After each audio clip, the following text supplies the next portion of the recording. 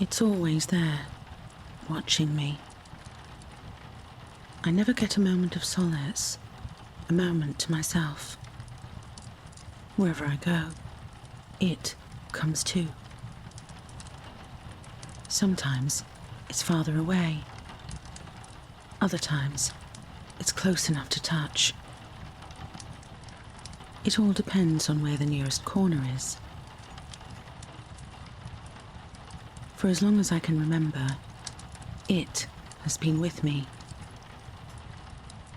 When I was young, I thought everyone had something just like it standing in the corner of their rooms, always staring, without emotion.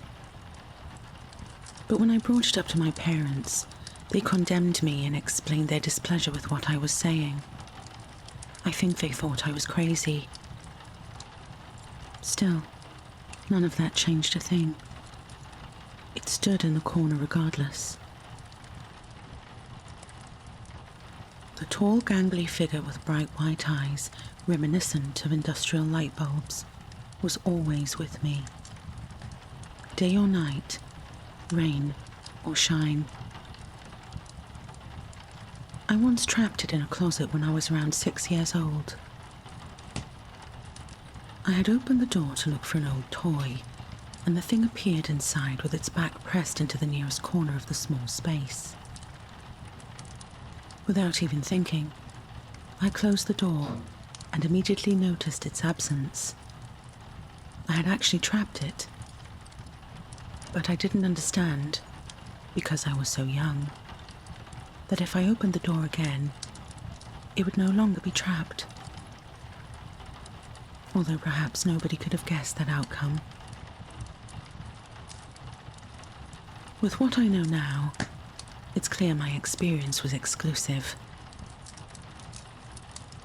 So when I opened the door, it escaped and resumed its position in the corner next to my bed, its favourite spot. I remember trying to do it again, but it wouldn't enter the closet after that.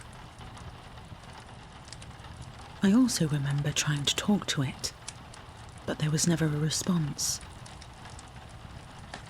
It would watch me do everything without so much as a twitch or reaction. I soon found that the only place I could be free of it was outside, but even then, it would be somewhere, in some corner, far out of my view, but not any less present. I grew up with this thing throughout the years and became accustomed to it always being there. As I started to learn more about myself and the world, I began to wonder if I had something wrong with me. It is not normal to have a 7-foot-tall, lanky black figure lurking in every close corner. That's when the drugs started. I won't go into too many details, but let's just say I wanted to do all I could to make this thing go away. The problem was, nothing made it go away. No amount of oblivion separated me from that abysmal nightmare. Believe me, I tried things I'm not proud of, and nothing worked. So I started therapy and managed to kick the bad habits. There was even a time I was admitted to a type of sanitarium. While the method of treatment, the location, and even the doctors would routinely change, it, the corner-dwelling freak show, was the one thing that remained constant. When I was eating, there it stood in the nearest corner. When I was sleeping, it was almost right next to me. And when I bathed, it was always there, watching, like a dark sentinel. Nobody understood. Nobody believed me. There wasn't a single person that thought it could be something more than a sickened delusion, and that wounded me deeply. How could I have been seeing something like this since my earliest memory? I figured there wasn't any possible way my tiny mind could have been broken so severely, so young. Then again, some things you just can't predict or imagine. Eventually, with a lovely recommendation by one of my many doctors, I was released from the institution and sent on my way. The state took care of me after that because I was deemed unfit to function in the workplace. I wouldn't really say that, but the entity would be at any job or place I went, so you could say it was a distraction. I honestly wished I could have done something, because being stuck at home just brought it closer to me. You know, even though it has always been with me, I never saw it move any part of its strange body. Not once. The only movement was from corner to corner, but its statue-like position stayed the same. That is, until recently. For the first time, since the beginning, I saw it move. Now, initially, I thought I had imagined it, but all that changed when it made eye contact with me. Picture this. You're laying on your bed with a tall, frail-looking entity looking over at you from the nearest corner of your room. Suddenly, you turn your head out of curiosity, and the thing that has always stood still, for as long as you can remember, slowly turns its head. What happens next is two wide, glowing eyes are staring directly at you. I nearly left my skin. I don't want to sound dramatic, but I fell backwards off the bed. After I scrambled to my feet, I noticed its eyes were still following me. At that moment, I questioned it. What? Now you want to engage with me? Now you want to show me some sign of life? As you can expect, it didn't respond. And that's how I lived, for a while at least. To be honest, it wasn't much of a change. Was I more terrified than before? Yes. But I got used to it rather quickly. I tried to speak with it several times, and all it would do was watch me. I started to mess with it by making its head go up and down and every which way as fast as I could. It gave me a little chuckle and lightened the whole situation. But then I made a mistake. While I was once again laying in bed, I just couldn't shake this anger I had inside of me. Just seeing it in the corner of my eye really pissed me off. Its stare was reminiscent of a begging animal, and that unnerved me, while also fostering a deep rage within my being. To add insult to injury, I was snacking on something. So I turned and asked, "Do you want something? You're always staring at me. You must want some, right?" By now, I felt insane. Who wouldn't? I knew it wouldn't respond. I still don't know why I asked. However, I then acted on a very radical impulse and attempted to hand it what I was eating. And in less than a second, my wrist was shattered.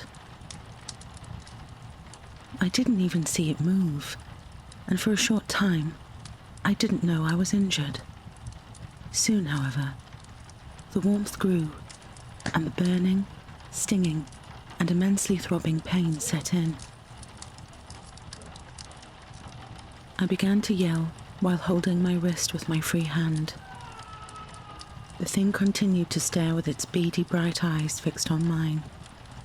It wouldn't even blink. I called an ambulance and waited by the front door. It took a position in the corner of the living room, which was the one nearest to me. I wouldn't take my eyes off it until the paramedics arrived, and when they did, I told them I tripped and landed on my hand. I could tell they were skeptical, but it was more important that I get treated, and since it was only me there, according to them, they didn't consider foul play. If only I could have told them that the culprit was hunched over in the tight corner of the ambulance the entire time. If only I could have told the doctor that the horrifying thing standing in the emergency room was the reason my wrist needed full, reconstructive surgery. If only I knew what it wanted. After some intense physical exercise instructions, I was sent home. My wrist would be in perpetual stasis for several months, and the pain was excruciating, especially at night. I cursed the thing in the corner whenever I couldn't sleep, but it had no effect. How could something have so little remorse for having committed such a horrible act? I suppose when you look at humanity, it's easy to see the irony in that question. Anyway, I struggled with life for those long months. More than usual, I mean. I slowly rearranged my room. The bed was exceedingly difficult with a bad wrist, so that none of my furniture was near a corner. With my bed against the middle of the wall, I felt somewhat safe. I'll tell you this though. It is so hard to sleep when an entity capable of shattering your bones in one swift motion is constantly standing in the corner of your room. I wondered if it would do more after that incident. Like, would it start talking to me? Or would it suddenly cast away its corner perpetuity for a little more intimate closeness? I hope not. Like I said, those months were long and strenuous. I asked if its neck hurt from always having it turned towards me so sharply, to no avail. What was I supposed to do? I tried poking it with a wooden dowel and nothing happened. It just kept those ridiculously large ocular bulbs fixed on me. But when I asked the most pertinent question, why me? I actually got a response. Not the kind I'd hoped for, but it was something. After posing the question, it twitched subtly. It could have been my imagination, but trust me, I've lived with this thing my entire life, and believe me, it moved. I almost smiled. Not because the horror in the corner responded to my query, but because its movement meant it was listening, which meant it was intelligent enough to be able to understand my dialogue. I brought all of this up to my therapist, and well, let's just say they were less than enthusiastic about the whole situation. You see, to them, this was simply another case of either paranoid psychosis or some form of schizophrenia. I honestly can't blame them for thinking that, because no amount of scientific discovery could back up my claims. People online would believe me, but that hardly affected the outcome of my sessions. Pills, pills, and more pills. That was the solution to my unfortunate circumstance. None of them worked, of course. Over the span of the next week and a half, I began to notice new and strange things happening to the entity. For one, hair. It had begun growing brownish wavy hair from its veiny black skull. First a strand, and then several locks, and soon it had a full head of hair. That all took about 4 days, and none of it made sense. On the 5th day, and for the first time ever, I awoke to it facing away from me. I nearly died from laughter. I was so elated.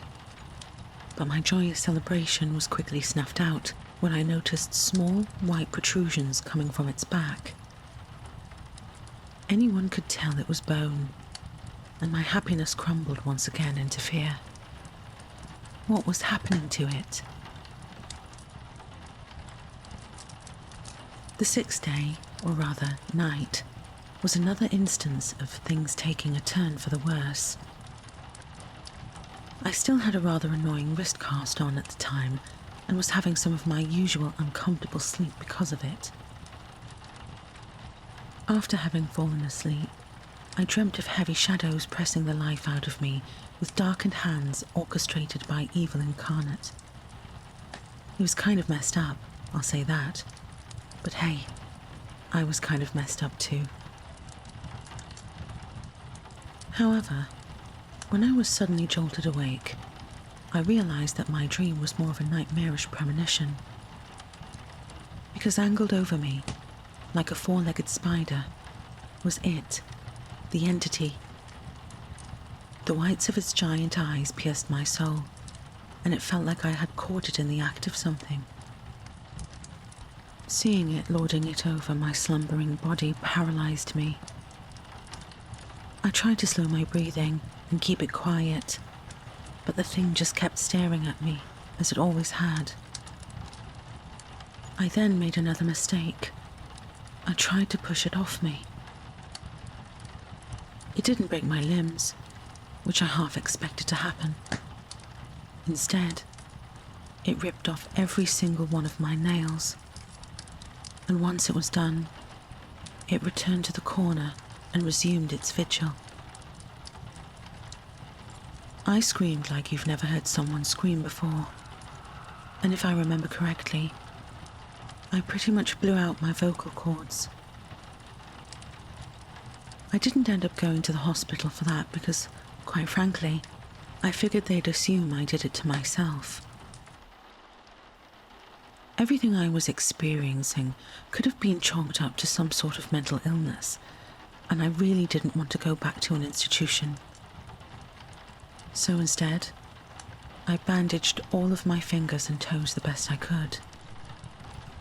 Now my floor, bed, and even the walls going to the bathroom were smeared in blood.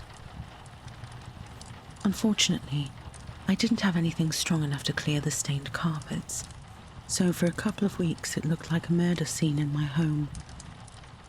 But things didn't end there. You see, there wasn't any one feasible thing I could think of to solve this rather unpleasant conundrum of mine. As I explained, I couldn't touch it. I didn't want to go anywhere near it, and I tried to maintain at least a 10-foot distance at all times.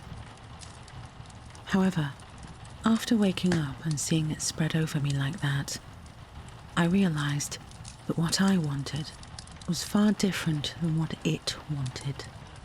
To add to all of the confusion and terror, I came to the conclusion that it was going through some kind of metamorphosis. That was the only thing I could think of that would explain the changes it was going through. The hair, the bones, and now, the nails. Long, sharp, claw-like nails on both its hands and its feet. It made me wonder if somehow it stole mine. That's nonsense, I thought to myself. I also thought that maybe I was imagining these changes in order to somehow increase the severity of its appearance in my mind. Why would I do that, you might ask? I don't know. Why does anyone do anything? If I really was mentally ill, then that could explain mostly everything. But then that would beg the question, how messed up was my mind that nothing could fix it? Cut to 3 months ago when another new development occurred. By that time, I had accepted my malevolent lifelong companion's changes and adapted best I could.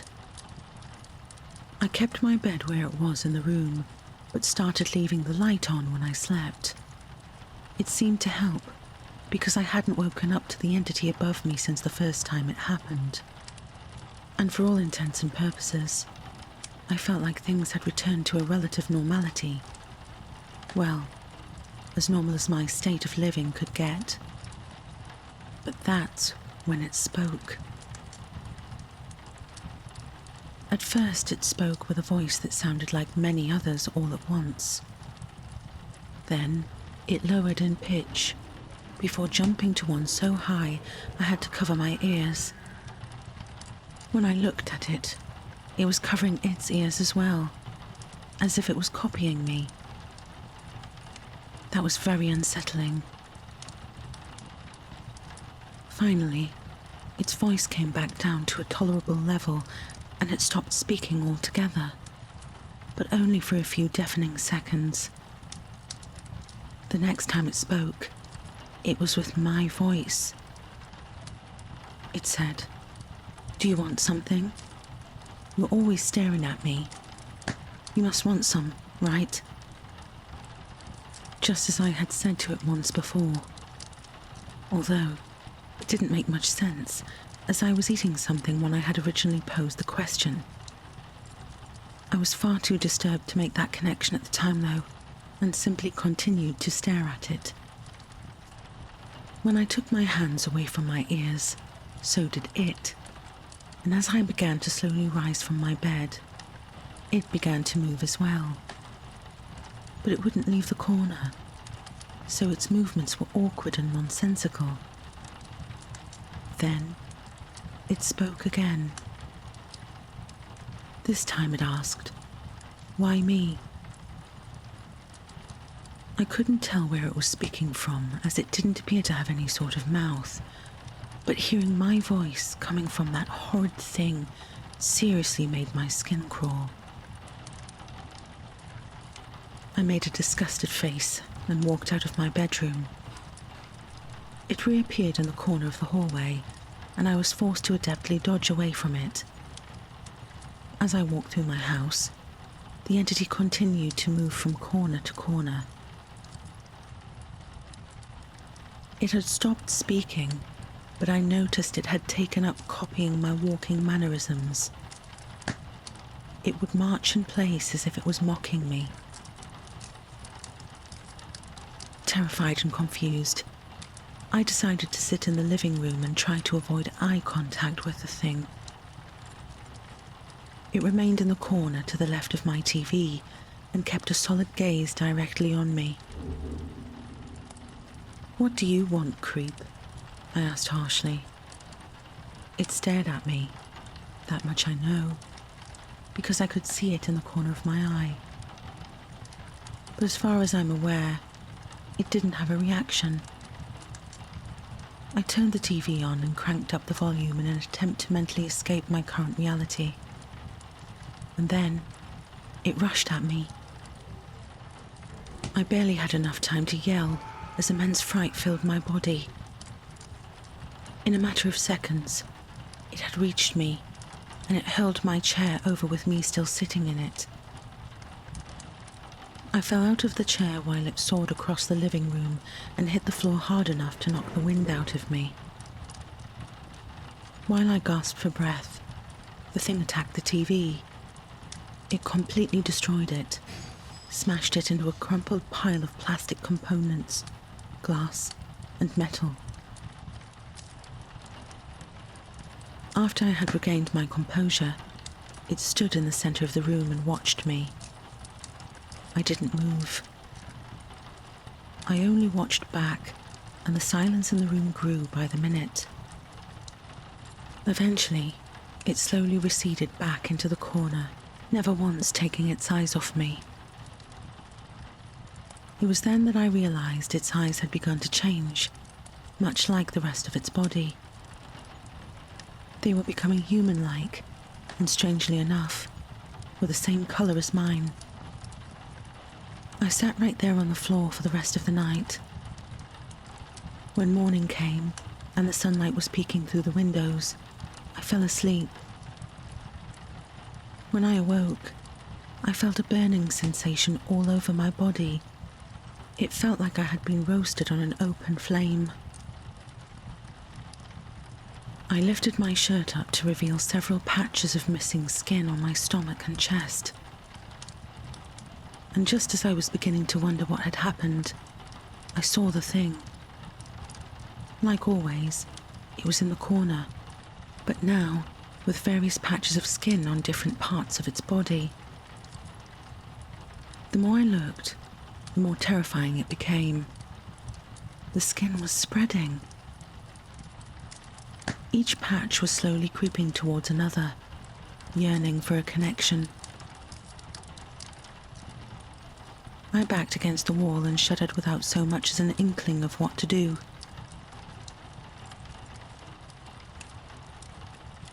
The entity hunched over, much to my surprise, before curling up into a ball on the floor. Now's my chance, I thought, and I got up to grab a knife from the kitchen. Upon approach, I could hear it breathing, which was something I hadn't heard before in my whole life. Its body rose and fell with each strained breath, but that didn't stop me from attempting to plunge the knife directly into its head. But things could never be that easy. The knife bent on contact and the blade nearly cut my hand. The entity had no reaction, and after my failure, I decided to leave. Where would I go? I hadn't the faintest idea. I just wanted to be away, or rather, out of my home, while that thing did whatever it was doing. So I left. I drove to a park close by and took a walk. It was calming, but no amount of strolling got my mind off the danger in my home. Besides, I couldn't stay out all night long. After a few disgruntled looks from other people at the park, I went back home. There was a terrible sense of heaviness in the air, like the darkness beyond my door harbored pure hatred towards me. I knew that thing would be in there, and you'd think I'd be used to it by now, given it had always been with me. But the things that had been happening to it recently were concerning. But I was delighted to find that upon entering my home, it was gone. Freedom, at last. My life and my home no longer plagued by that thing. But after cleaning and going to sleep, I came to find that I was farther away from freedom than I could have possibly imagined. A scream came from outside somewhere, and it shocked me awake. I jumped out of bed and stood in the center of my dark room for a few minutes, trying to gather my thoughts. I had covered the windows with black curtains and was delighted to still be without the entity in the corner once they were taken down. When I looked outside, I noticed a small crowd had gathered near my lawn. I was given a home in a sort of community cul-de-sac where most people have access to some of the facilities nearby. A laundromat, for starters, but there was also a small gathering area with 3 benches, a water fountain, and a bird bath in the middle of the cul-de-sac. However, the reason for the commotion was far more sinister than I could have ever imagined. After throwing some clothes on, I went to see what was happening. I took a few steps off the porch and noticed they were huddling near the bird bath. 2 women were standing with their hands over their mouths, and there were several other people pointing towards the bath. I overheard some of the conversation between the 2 women as I got closer, and it sounded like they were saying, "Who would do this?" and "Only someone who's sick in the head." As I reached the grassy edge of the gathering area, the man stopped me and said, "Be careful, it's a real mess over there." "Why? What happened?" I asked, while trying to look past him. He sighed and crossed his arms. "Morbid stuff, that's what." "Am I not allowed to see?" "Oh, by all means. I was just trying to prevent your day from being ruined." I appreciate it, but the screaming woke me up, so you could already consider it ruined. The man chuckled. Yeah, well, I suppose you'll have to let that scene over there determine whether your day goes from bad to worse. I nodded and walked past him. It isn't often that so many people are gathered here, so whatever it was must have been awful.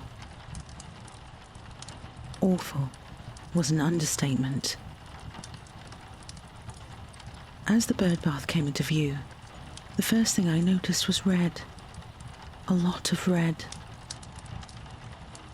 There was blood in the bird bath, both splattered on the stone it was made of and mixed with the water.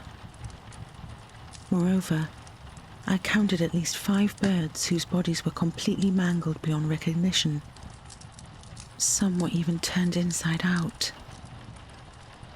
I felt my stomach lurch for one quick moment before settling again. I didn't want to dry heave in front of everyone, so I managed to suppress the urge. The 2 women who were covering their mouths backed away, and I turned to face them. Does anyone know what happened? I asked, while pointing towards the bird bath with my thumb. One of them shook her head. No, nobody has any idea.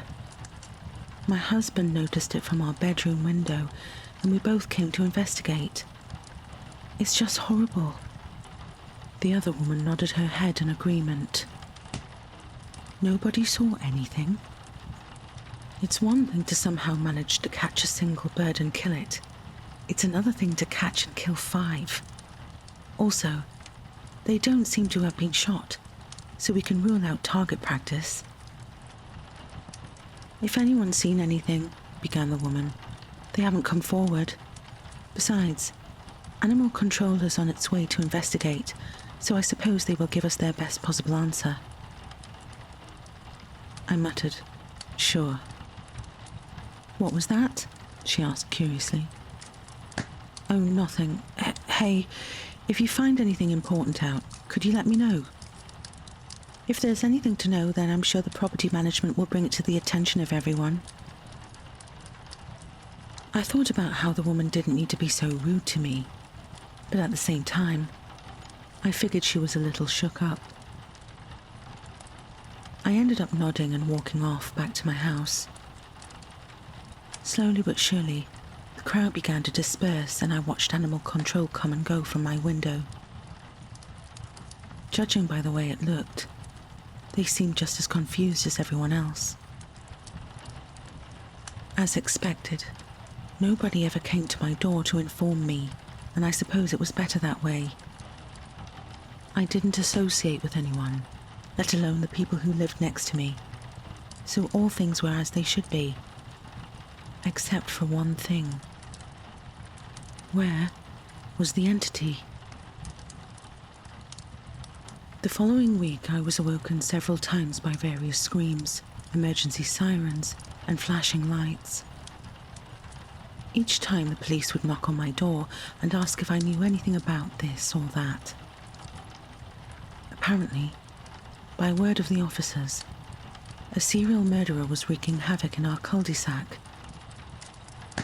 3 of my neighbours had been found dead by way of profound dismemberment and even more gruesome ends. That's the way one officer put it. I felt terrible telling them that I knew nothing about what was happening. In reality, I had a feeling about the cause of this chaos, but I didn't think anyone would believe me. It had to be the shadow, thing, it, or whatever you want it to be called. But why? What would it have to gain from slaughtering both birds and people? Unfortunately, I didn't have to wait long for an answer. By the time the end of the week came, over 10 people had been targeted and killed in my quaint neighbourhood. I was heavily advised to leave my home until the authorities caught whoever was doing the killings, but I knew they never would. I didn't have anywhere else to go anyway, so I stayed. I think a couple of others stayed as well. But none of that matters now. After midnight yesterday, I no longer know who I am. I was just getting to bed and was closing my eyes when a flash of lightning outside lit up my room. The light illuminated a twisted figure standing in the corner of my room with their head facing down. My whole body stiffened and I pulled the blanket up to help stifle my breathing. Then, the figure lifted its head and said, "Why me?" I knew then that it was the entity, and it had come to kill me. I sprung out of bed and rushed for the door. From the corner of my eye, and in the corner of my room, I could see the figure slowly starting to walk towards me. I had no interest in communicating with it or finding out what it wanted. I didn't care anymore. It started to rain outside as I stumbled through my house to the front door. Heavy footsteps were approaching, and it felt like one of those dreams where no matter how fast you run, the thing chasing you is always right there. When I did reach the door, I took a glance down the hallway to my room. It stood at the end of the hall under darkness, and only the flash of the lightning outside would allow me to see any of its features. But I feared that if I stared too long, or waited even a second more, it would kill me. So I opened the door and ran outside. I was in nothing but my underwear and left standing in the pouring rain. The door to my home slammed shut and I was confused. Why would it close the door? Suddenly, a light came on inside. What is going on? I thought. The silhouette of a person appeared on the other side of the living room curtains. Slowly, the curtains drew back, and what I saw has me questioning my entire existence. It was me.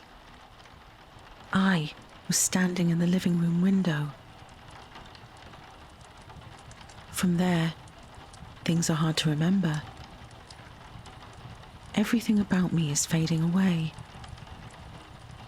Even my skin is turning black like the void. But there is one final thing that has stayed in my mind since seeing that copy of me. I think it said something, mouthed it rather, and I'm fairly certain it said, "I wanted you."